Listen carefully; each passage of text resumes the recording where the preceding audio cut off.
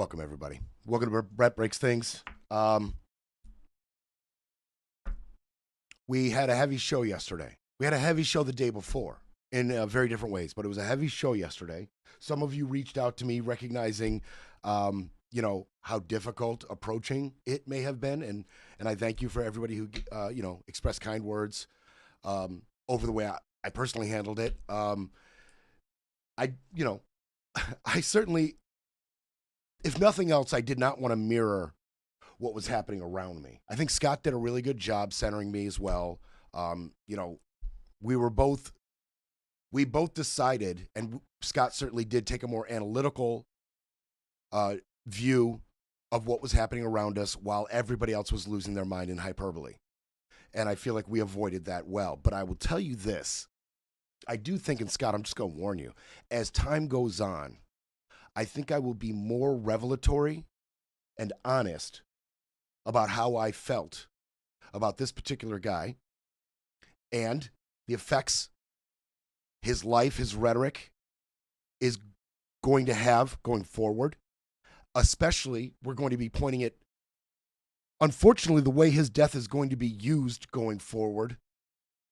I hate to even think this, but I feel like the Republicans are going to get more mileage out of his tragic death than they ever could have from him being alive, which is such a sad statement on where we are politically right now. But there is a little bit, there's a silver lining. There's a silver lining. Good morning, ladies and gentlemen. We got him. We got him, is what they claim. They have found him. They have found Charlie Kirk's killer and arrested him. His name is Tyler James Robinson. He's 22, from St. George, Utah. Okay? He's in custody. They have little doubt that he's the one that shot Charlie Kirk. Now, he was turned in because he allegedly confessed to a family member that he had done the shooting, and that family member went and alerted the authorities immediately. That could not have been easy. That could not have been easy. I cannot even imagine if a family member of mine came to me and admitted something like this. I cannot imagine how difficult that decision. Well, maybe it wasn't. I don't know the nature of their relationship. It's not clear which family member it was that he confessed to. So, there's a lot that would go into that. But I just personally could not imagine being in that position, being in that situation. He graduated from Pineview High School in 2020. His ACT score was in the top 1%. He got a 34 out of 36. I don't know how many people in my audience took the ACT. That sucker was hard, man. It was tough. Studying for the ACT was tougher than studying for the SAT, I felt. Now, he briefly attended Utah State University one semester on scholarship. He is the oldest of 3 sons in what is being described as a close-knit family that enjoyed fishing, hunting, outdoors, excursions. Focusing on him, he had no criminal history. He was a registered voter in Utah. Unaffiliated, but a registered voter, unaffiliated. That murkies it a little bit, but it gets a little less murky as you keep digging. He once wore a Trump-related Halloween costume in 2017, but there's no real verification whether it was, in jest or making fun of Trump, or if it was, in reverence or admiration for Trump. That's really undetermined. But he had reportedly become more political recently. One family member recently outlined an interaction with him, detailed an interaction with him, where he openly expressed dislike for Charlie Kirk at a family dinner. So he had recently, at a family dinner, been expressing his dislike for Charlie. They found fired and unfired casings. Okay? On the fired casings, and stay with me, on the fired casing that they found, the one fired casing, it said on it, notices bulges ooh woo, what's this? Notices, bulges, ooh woo, what's this? That is kind of a meme tied to different types of subcultures. The furry subculture, it's tied to that. It's tied to streamer and gamer culture. It's also tied to manga, hentai, anime subculture as well. So it's a little unclear where this exact phrase came from. You know, it's a little unclear which one of these avenues it came from, but that's what was on the spent casing. On the unfired casings, one said, "Hey, fascist, catch," and then had an arrow combination that they think references a game called Helldivers 2.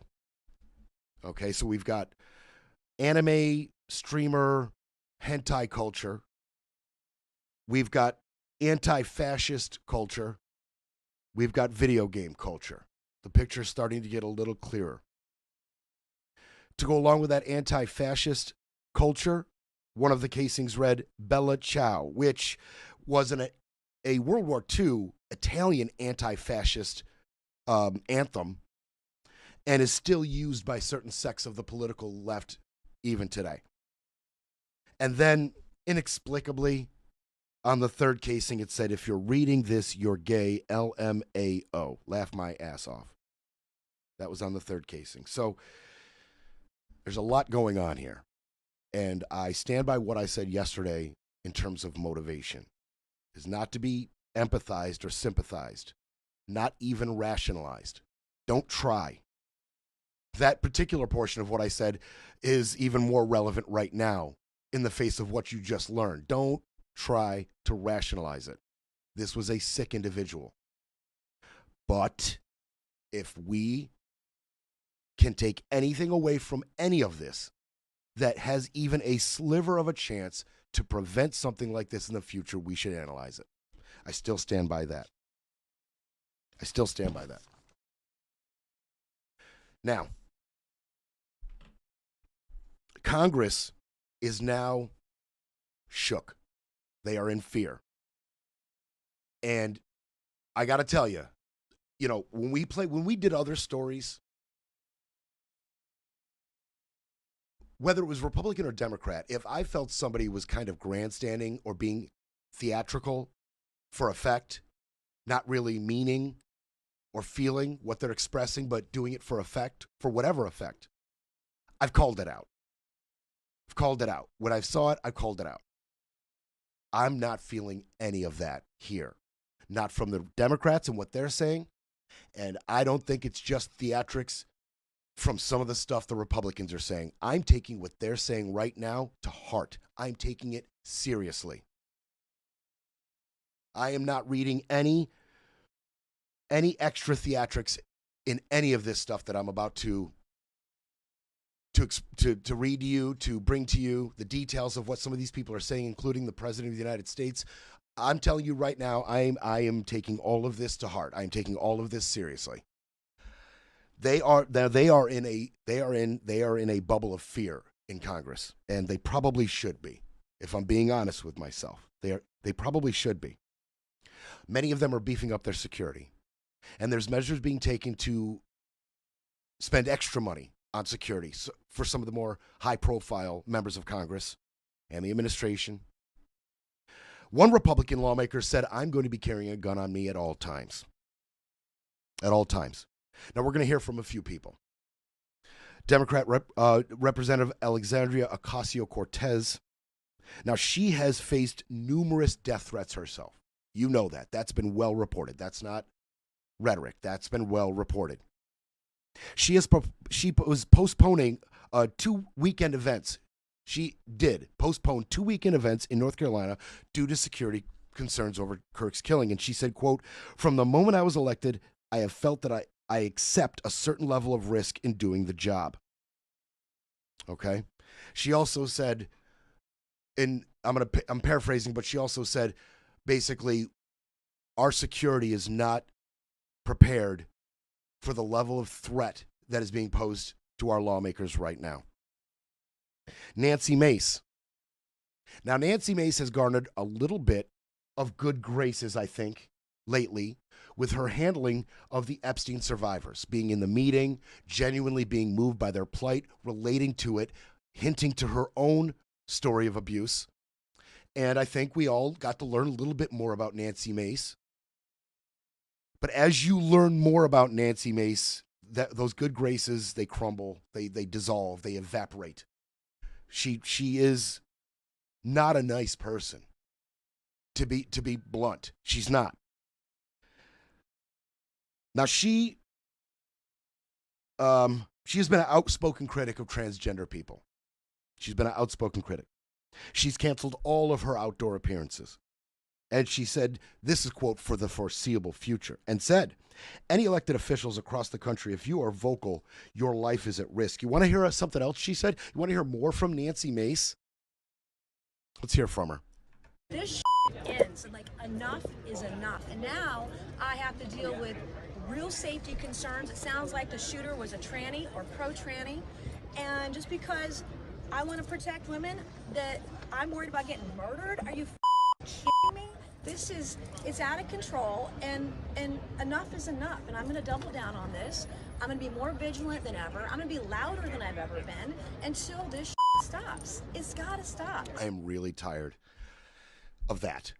And by that, you could say, well, Brett, what of that are you talking about? Is it the anti-trans rhetoric? Yes. Yes. Is it the finger pointing? Yes.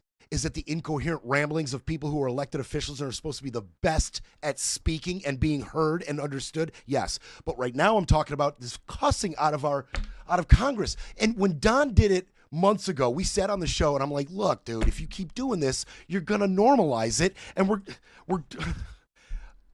this isn't how I want to hear my elected officials speak. I would like them to have more composure. I would like them to have more respect for the position they've been given to. I would like them to have more respect for the wide range of different people, of different races, ages, creeds, backgrounds, religions that you are speaking to. Some people don't want to be cussed at, Nancy Mace.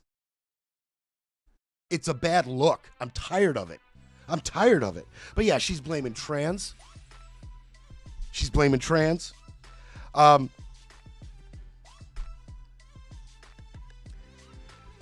By the way, there was a little bit of insight into that video clip of Mike Johnson on the floor trying to have that moment of silence. I played that yesterday. It turned out it was Anna Paulina Luna yelling, "Y'all caused this," at the Democratic congregation. And then they defended themselves. Some cusses were thrown around there. That's wonderful. Everybody's swearing now. I'm so glad that's normalized. But that's what caused that. Anna Paulina Luna from Florida, of course. She's shouting at Democrats. But the contention, it doesn't end there. The contention, the finger pointing, the blaming, and what may subsequently come from it, that is building. It is building. It's time for a quick break, then we break some more. You're listening to Brett Breaks Things.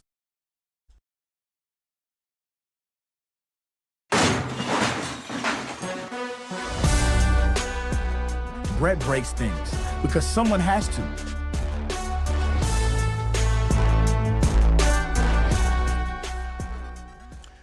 Threats against politicians, their families, their staff, it has all been on the rise. It has all been on the rise in recent years, and the Capitol Police is having a really hard time keeping up with it. Before 2017, there would be around 4,000 cases of threats in any form that would be handled by the Capitol Police before 2017. Then from 2017 to 2023, that rose to around 9,000. Since 2024, up to now, it's up to 14,000, and we're not through this year. It's up to 14,000. These officers have been operating in what has been described as a heightened threat environment. It's the term that they've been using to describe the state that they are in. How long have they been using this term? They've been using it since January 6th, 2021, when 150 Capitol police officers were injured in a mass sightseeing from tourists, right? Tom Cotton? It was tourists, right? Since those tourists visited our capital on January 6, 2021, they have been in a heightened threat environment. Now, just Thursday, as congressmen were walking to the Capitol for some votes, there was a noticeable increase in police presence there. And then just later that day, there was a bomb threat on the Democratic National Committee's headquarters. Now, it turned out to be a false alarm, thank God, but security's beefed up. It's beefed up on Trump, too. He's got a couple appointments, couple dates, some speeches he's making. Security's been more than doubled on Trump. It's beefed up. They changed venues for him. They did away with some outdoor venues they were going to go with, changed some other places. They've beefed it up. They're scared. Everybody's scared at the Capitol. Everybody's scared. And I've got some quotes from some other people on this. Some other people said some interesting things. Nick LaLota out of New York said, my head's on a swivel. My head's on a swivel. Jared Moskowitz, our Jared Moskowitz, right here in Florida, district right here, he said, people are scared to death in this building. People are scared to death. Not many of them will say it publicly, but they're running to the speaker, talking about security, and that's a lot of Republicans. People are scared. They're really, really scared. I believe you. I believe you, Jared. Rep. Derek Van Orden out of Wisconsin is especially reprehensible, and he definitely has read the game because this dude is peacocking hard. Ladies, he's looking to get your attention. He wants to be talked about by you, ladies. He said on X, the left and their policies are leading America into a civil war. The gloves are off. This I will defend. He said some more stuff. When he got to the Hill after he posted that on X. He had more stuff to say to reporters on the Hill. Let's listen to just distinguished gentleman Derek Van Orden. Every single one of you here. You're at fault. Hey, you know what? Knock it off. Knock it off. Do you believe Republicans are problematic? You are responsible for that assassination yesterday. You should be ashamed of yourself. What about the Democratic lawmakers assassinated in Minnesota? He's blaming the reporters. The reporters that do the Capitol beat. The reporters that are working that beat, getting quotes from congressmen coming in and out of the Capitol for votes. They're responsible for the Charlie Kirk death, according to Mr. Van Orden. And he is peacocking hard, ladies. That is an audacious shade of blue. Take notice. Bad attention is still attention, ladies. Yeah, Lauren Boebert, she was remarkably measured, which I didn't see coming. She said it's just really hard. Now, she noted that she was actually scheduled to be at an event with Charlie. In the coming days, she was scheduled to be with Charlie at an event. She said it's obviously a turning point, and I hope it turns in the right direction. I just wanted to bring that one to you to kind of like highlight that not everybody is just one thing. And even if Lauren Boebert is absolutely reprehensible, she is capable of saying or doing or feeling the right thing every now and again. But what this also shows you when she says stuff like this, it shows you that, man, she probably knows better. Considering her rhetoric, her behavior, things she says, things she does, when she says stuff like this, you glean just a little bit. Man, does she know better? And all of her reprehensible rhetoric is just a means to an end. It makes you think. But she knew better there. She tampered down the rhetoric for this. Some people didn't tamper down the rhetoric. Some people didn't tamper down the rhetoric at all. I played you President Trump's just a little snip of President Trump's address after the Charlie Kirk shooting.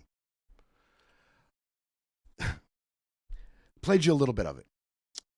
One of the things he said was, for years, those on the radical left have compared wonderful Americans like Charlie Kirk to Nazis and the world's worst mass murderers and criminals. Well, Charlie had echoed certain Naziistic sentiments. But I don't hear anybody calling him one of the worst murderers and criminals. Far from it.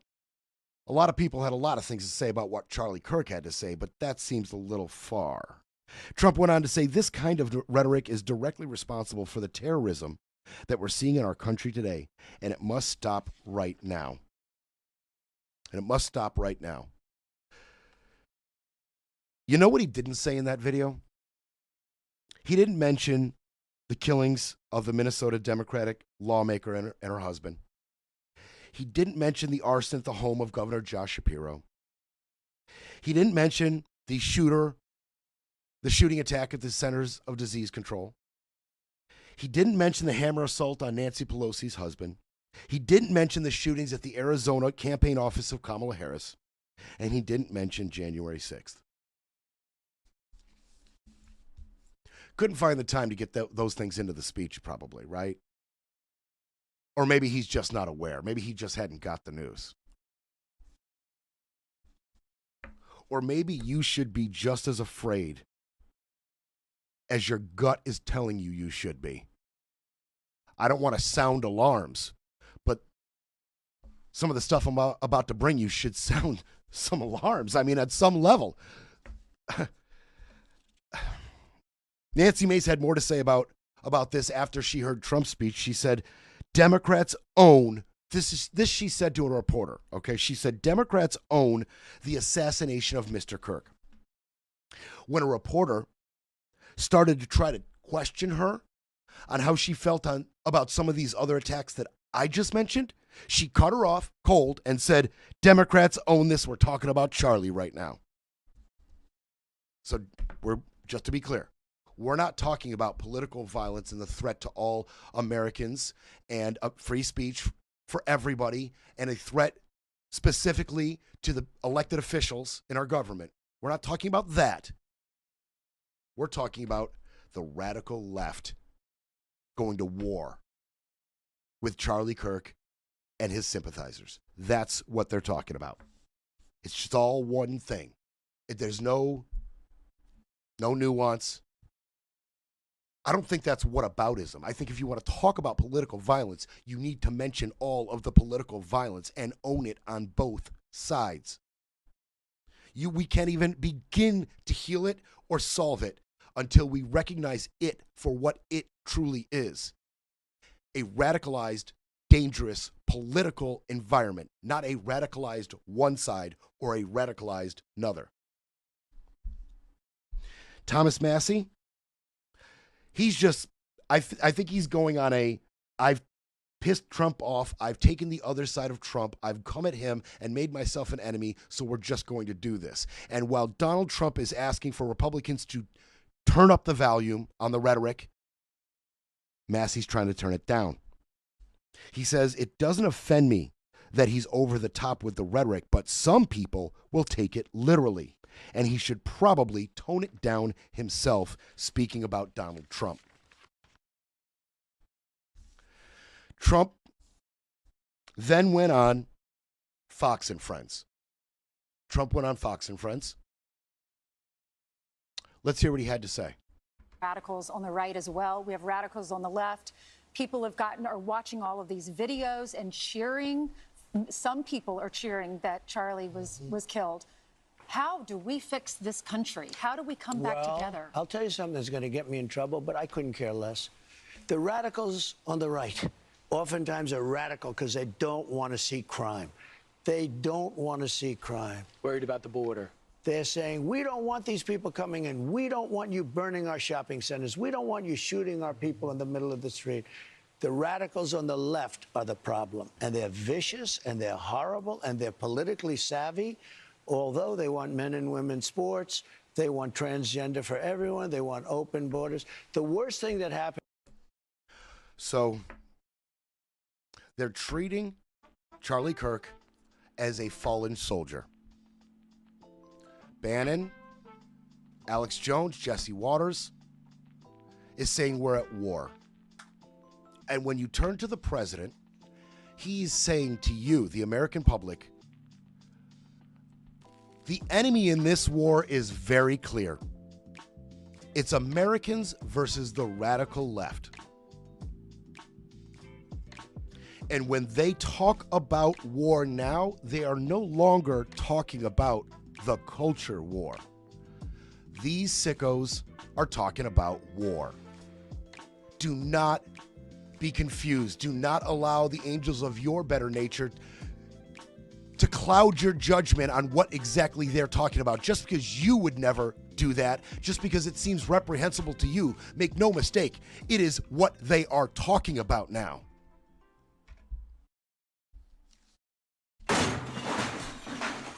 Breaking politics, breaking narratives, breaking news. But first, we need a coffee break.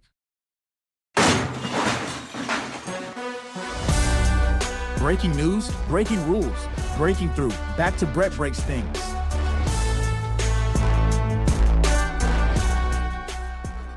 All right. So there's other stuff to talk about. And as promised, as things break in the Epstein scandal, we will bring you new details. Otherwise, we're not going to sensationalize it when there's no need. But when there's a need, we will do it. We are not afraid to do it. Obviously, 2 days ago, what was the article from? Was it Wall Street? New York Times. The New York Times article that we dug into and brought to you was just revelatory, to say the least, and into J.P. Morgan Chase and their complicity and the hand they had in facilitating his sex scandal, the sex ring, the trafficking, the abuse, and the hand that J.P. Morgan Chase had in all of that. It was our pleasure to do so. We've got more really, really good reporting because Bloomberg.com has gone and dug through 18,000 Jeffrey Epstein emails. 18,000 Jeffrey Epstein emails. Hundreds of them include Ghislaine Maxwell. Now, before I jump in, I mean, this reporting is so good.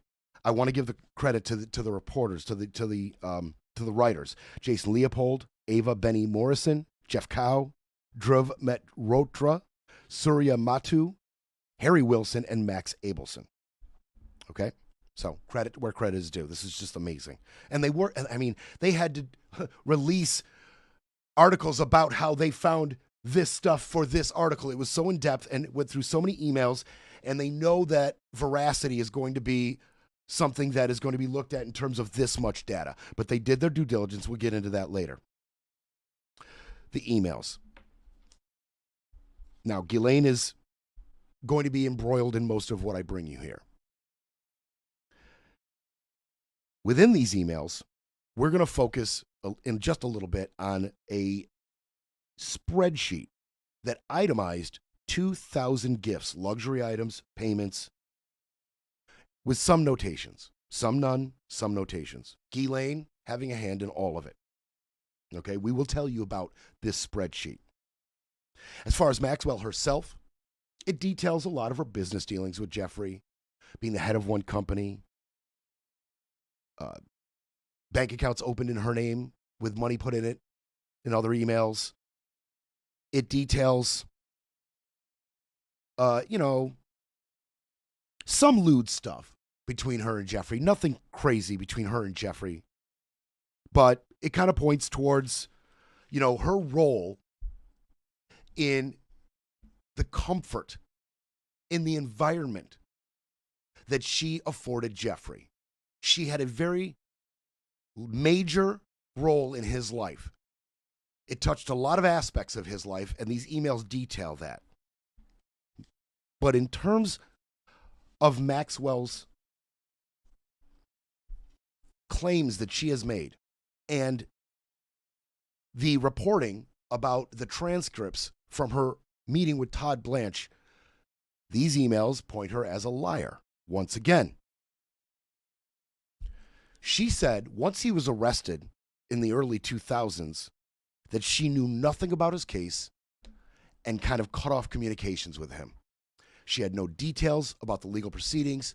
She didn't know what his lawyers knew. She wasn't talking to Jeffrey. Well, these emails say otherwise. There's a couple examples specifically. When Jeffrey was negotiating the terms of what he would plead to, the terms of his conviction, they were trying to figure out what he should plead to exactly. And he wrote her, question, which one, and this is in 2008, well after the time she said she cut off and knew nothing about his legal proceedings, well after that time, 2008. Which one do you prefer, lewd and lascivious conduct or procuring minors for prostitution? That's a question he posed to Ghislaine in an email. Ghislaine responded, I suppose lewd and lascivious conduct. I would prefer lewd and lascivious conduct without the prostitute if possible. Just a month later, he pled guilty to 2 charges. Felony solicitation of prostitution and procurement of minors to engage in prostitution. He also had to register as a sex offender. So I guess they didn't have as good a position in that negotiation as they thought they did, which was betrayed there by that little exchange, because from what he pled to, that sounds a lot worse than what they were describing. So I don't know how much leverage they had in those negotiations. Now, in terms of Epstein and his relationships, these emails were a window into the soul of a serial sex abuser. To put it quite frankly, it is a window into the soul of a serial sex abuser. It is a window into the soul of a master manipulator. And from all accounts, a charismatic one is at that. I do want to tell you up front, though, things you will not hear. They do not provide any complete answers for some of the more persistent questions surrounding this case, including how exactly Epstein amassed his fortune. There's no evidence to any prominent public figures, and especially concerning them with sexually abusing minors. No evidence in here. There are indications. There's things you can surmise, but no evidence.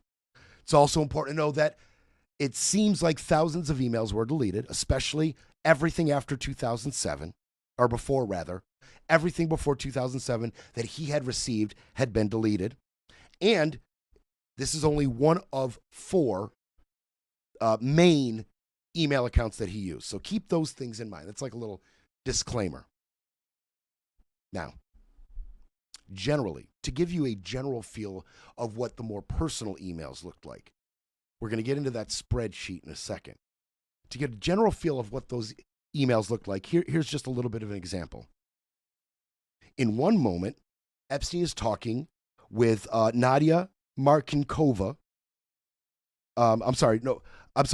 In one email, he's talking to a neuroscientist, talking about the genetics of beauty and discussing scientific things with him. And in another email, this Nadia Markinkova, he says to her, now at the time she was an assistant, you are the most important person to me. Okay, now she is a victim of his abuse. And then in the next text, in another text, just shortly after you are the most important person to me, he wrote a 425-word diatribe about her reluctance to dance, work out, engage in fun sex things, and manage his stress. He said, quote, you should be ashamed of yourself. Another assistant had emailed him a picture of a naked girl, a 21-year-old woman. She put on there, what do you think of this? He replied, fat and Asian. Sorry, try again. He had ordered hundreds of items off Amazon, including an FBI agent costume, a leather bullwhip, a prostate massager, and a girls' school uniform. I don't know which of those is the most disgusting. I think the front runners are obviously a prostate massager, and then coming up a close second, or maybe pulling ahead, is a schoolgirl's uniform. Ew, dude. Ew. A prostate massager, I feel like, is innocuous by itself. I feel like normal people would massage their prostate, but when in conjunction with Epstein details, it's off the charts. Ew. Sorry. It just is for me. It just is. Let's talk some big names. You want to talk some big names? Let's get to the good stuff, right? That's what you're saying, Brett. Let's get to the good stuff. Okay. Let's start big. Ghislaine had arranged a meeting in the late 90s with some of Trump's inner circle. At this meeting, there were girls barely clad, very young, who interacted with high-profile guests like Trump, Clinton, and Clinton aide Doug Band.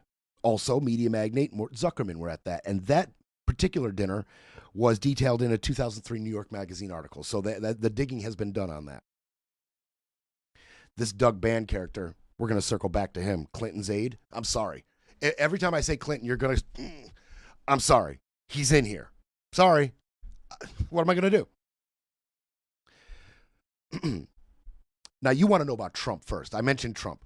There were two particular Trump mentions in these 18,000 emails. Not a lot of Trump. One of the mentions, 2 months after Epstein was charged in Florida with solicitation of prostitution, there was a list of 51 politicians, business executives, and Wall Street power brokers that were passed between Ghislaine and Epstein. You know who else was on that list? Jimmy Kane, former chief executive of Bear Stearns, and hey, Jess Staley. Remember him from 2 days ago? Now, he was with JP Morgan Chase and covered all of Epstein's sex scandal facilitation. Remember that, Jess Staley? Spent time on his ranch. Had one of the abused girls sent to his apartment, that Jess Staley? Yeah, at the time, he was a CEO at Barclays. When he was on that list, Trump was on that list. Maxwell said, please review this list and add or remove peeps. This is after his arrest. Epstein replied, remove Trump. You do with that what you will. You do with that what you will. Okay? Bloomberg themselves said, look, we're not saying one way or another what we think that list was exactly or the point of it. So, it could be anything. It could be a list of people who had engaged in things with him. It could be a list for a party. It could be a list of guests. It could be a Christmas card list. It could be anything. We're going to be honest and fair about that. It could be anything. But Trump was on there. The other place Trump was on, and this is not good for Ghislaine as well. This circles back to Ghislaine saying she knew nothing about anything about the investigation, the charges, his arrest, his incarceration, what his lawyers knew and didn't know. Remember, she said that. She said that to Blanche. She said that to other sources. Well, after the arrest, they started emailing about the reporters following a trail. The email said, this is to Ghislaine. The email said, you have to assume they went to Donald Trump, talking about the reporters. They went to Donald Trump, then Gossman, which is Abe Gossman, the late healthcare magnate whose palatial property was sold to Trump for $41 million. Then the docks in West Palm Beach, probably talking about the Miami Herald reporting, right? Possibly. Who knows? And then Pascal. That Pascal is Joel Pascal, who is the Palm Beach Police and Fire Foundation board member who had taken trips on Epstein's private jet. So that was the other place Trump was named. Two places. Not a gigantic deal. But there's other big names. There's more fallout. Google co-founder Sergey Brin and his then girlfriend Anne Wojcicki, who herself is the co-founder of the genealogy database 23andMe. They were in the Caribbean in New Year's Eve in 2006. Ghislaine wrote to them, "Be very nice to her, not stupid. She's interested in mapping DNA, etc. She is the key." Okay? Ghislaine wrote that to Epstein. Epstein then later responded to her a couple days later saying, "Bryn and Wojcicki are at the island. I'm talking to them now." We're guessing. He's referring to Little St. James, right? That's the guess. They've been there. Does the name Bill Richardson ring a bell? Bill Richardson. Now, Richardson died in 2023. But at the time, he was the governor of New Mexico. And he asked if he could use Epstein's private jet for an upcoming peace mission to Sudan. Ghislaine responded to his request saying, "Half the price of the charter plane to Khartoum would be around $183,000. Is this possible?" Epstein said, "Have him call me. Now, Richardson decided not to use that plane for whatever reason. He used Slim Fast magnate Daniel Abrams' jet instead. But a victim of Epstein would later allege that Maxwell instructed her to have sex with Richardson, who denied the allegation. There's more. Oh, yeah. There's more. I mentioned the Clintons and their close aide, who basically became the architect of Clinton's post-presidency, what he said, where he went, the events he attended. He was the right-hand man of Bill Clinton after the Clinton presidency. This guy Bond, Doug Bond. We're going to talk more about him. We're going to talk a little bit about the Clintons, but there's others. There's others we're going to talk about as we start to get into some of these payments that are detailed on this spreadsheet. And we're going to talk about victims. We're going to talk about victims as well. And a little bit more fallout. And there may be more fallout to come. But the fallout has begun over these emails. And I'm not sure what position some of these revelations put Ghislaine in, but she lied to Todd Blanche. We know that.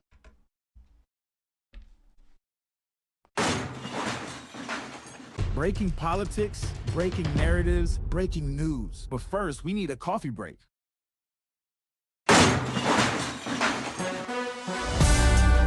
You're back with Break Breaks Things, where the truth hits harder than the headlines.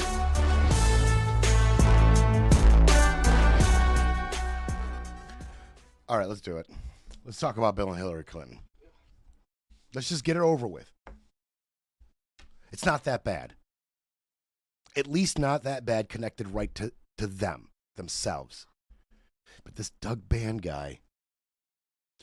Now, President Bill Clinton did travel on Epstein's private jet several times. I'm not breaking that. I break things. Brett breaks things. See right here? Brett breaks things. Not breaking that. That is not breaking news. Okay? It is what it is. And Epstein made donations to both Bill Clinton and Hillary Clinton's campaigns. He did. Now, he's friends with a lot of right-wing circle heavyweights, Epstein. But he's also, and from the accounts in these emails, he was, at least Maxwell, was pretty close friends with them. As a matter of fact, in just these emails, it is detailed that Maxwell had 3 separate meetings with the Clintons themselves. 3 separate. The pieces are being laid out before you. What you do, the manner in which you put them together, I'm going to leave that up to you. Okay? 3 meetings with Maxwell, just detailed in these emails. 1 of 4 main emails for Jeffrey. And the emails go on to detail that she maintained a very close connection with the Clinton family's inner circle, and especially and facilitated by Doug Band. Now, a spokesperson for the Clintons have said, quote, "The Clintons knew nothing about Epstein's horrific crimes and learned about them when the rest of the world did." Okay, fine. That was then. But since they had made that statement, Doug Band continued to have contact with Ghislaine Maxwell. Not just contact, transactions. Oh, yeah. At one point, Doug asked for a last-minute flight to Indianapolis for a basketball game.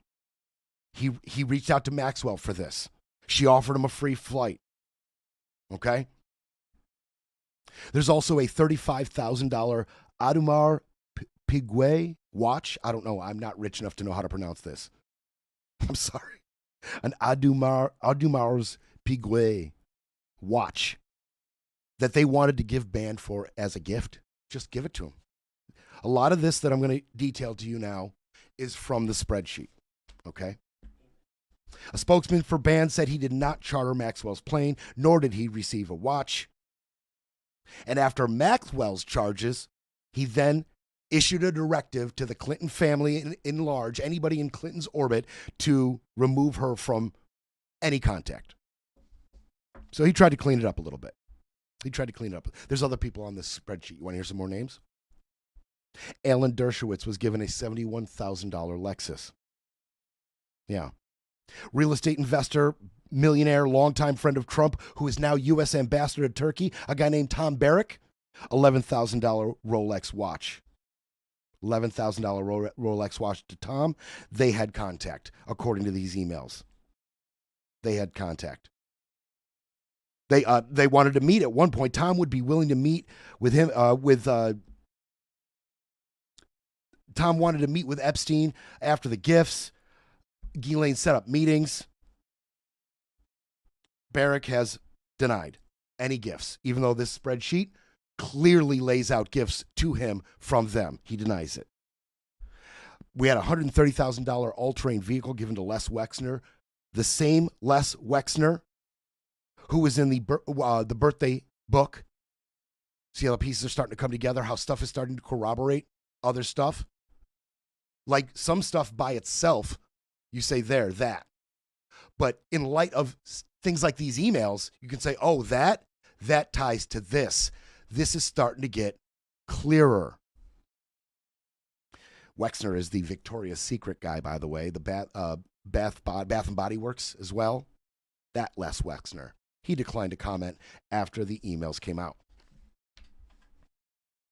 Then there's a portion of the emails that start to depict the manipulation by Jeffrey Epstein of these victims. Now, one part of the spreadsheet contains more than 80 entries with just over $75,000 in gifts for one victim, one confirmed victim, who didn't want to give her identity for this report, who said she was the subject of abuse and trauma for years and does not want to be subjected to it again, so she didn't give her name. Some of the payments to her: Thai massage lessons, laptops, Western Union wire transfers. She was quoted. Listen to this. She was quoted, this woman. Jeffrey Epstein was all about control. First, complete isolation. Once he was in control of my location, he had control of everything. Everything from finances to belief systems to even more perverse things like attire, vocabulary, exercise routine, and all other daily activities. The manipulation was endless, instilling fear from all angles. And there's more depicted in these emails concerning the victims. In 2004, Ghislaine approved a transfer of $10,000 to the father of one Joanna Soberg. It is later learned that she was hired to perform sex acts on Epstein. She said she performed sex acts on Prince Andrew. And the watch was a gift to the father for his complicity and silence. The father declined to comment. Do that. You don't have much to say. There's another victim, Carolyn Andriano. She was recruited by Maxwell, who in their first meeting, Maxwell made her get nude, groped her body, groped her breasts, told her that she would be perfect for Epstein. She then was abused by Epstein. There are numerous cash transfers to her given from Maxwell to this girl. She was 16. It almost makes you want to cry, like right on the spot. She was 16. Now, in terms of the veracity of this reporting, Bloomberg did their due diligence. They acknowledge, yeah, there was thousands of emails sent from this email with all the replies deleted before 2007. Thousands sent from him, all the replies deleted. They recognize that. They don't have a lot on that right now. But they want their readers to know, and I want you all to know, that they verified the authenticity of all these emails using cryptographic verification, metadata analysis, corroboration with external sources such as public information and interviews with individuals involved, and data security experts who reviewed their analysis called them solid and thorough. I don't normally go to that length, but when you're talking about this much data, this many big names, I mean, Ghislaine herself, because of this, she may be, her future might be a little uncertain. She has lied to our Deputy AG, Todd Blanche. And now, due to the veracity of this reporting and what was in this reporting, it is clear that she lied. It is clear. And the emails, by the way, about Jeffrey's legality and his legal status and, you know, his cases, they weren't just isolated to 2006, 2007, 2008, all time periods she said she cut off contact with him. They go as far recent as 2014 when she was facing her own legal problems. She wanted a list, a file on Virginia Guffrey. She wanted Epstein's lawyers to send everything they had on Virginia Guffrey to her. Then later on in 2015, they were contacted again. They contacted each other again. One of the things she said, quote, "I guess they are fishing to see if I can have any allegations against me. This would take whatever slim shred of life I have after this mess and kill it." She lied. And these emails say she lied. By the way, there's more fallout. Peter Mendelsohn, he was fired from the UK government. He was fired. Keir Starmer fired him. He was named in these emails. He was very sympathetic to Jeffrey Epstein when he was arrested. Lot of complimentary stuff. "You're my best pal," he wrote in one. Keir Starmer said, "We're done here. That's too much." He was fired. He says, "Yeah, I was dumb. I believed he was innocent." They'll try to repair the narrative, but Brett Breaks Things will be back Monday to break it all down.